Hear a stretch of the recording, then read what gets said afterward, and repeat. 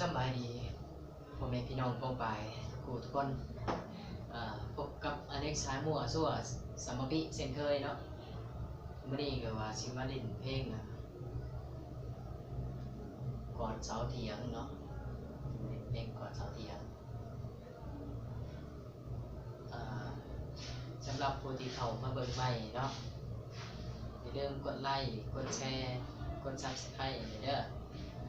เนาะก็มี3 อันนี้แหละกดไลค์กดแชร์กดติดตามนี่ถ้าถึงใจบ่ถึงใจก็กด Subscribe ได้เด้อเพราะว่าตอนนี้ก็ก็ได้อยู่ประมาณหลายอยู่เนาะซับก็ได้หลายซับอยู่แบบเติมกันนะอยากได้เติมกันอีกก็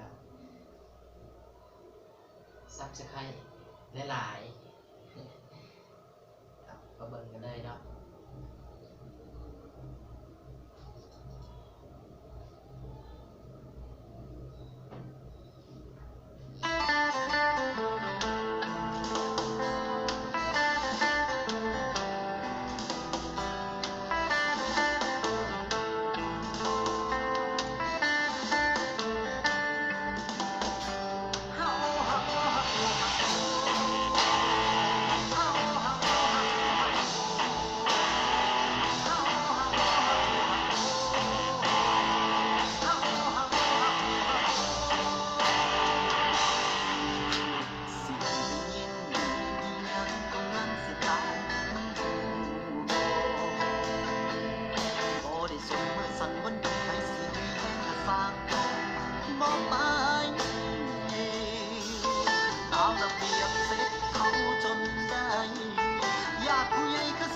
บ้านปานกระโดง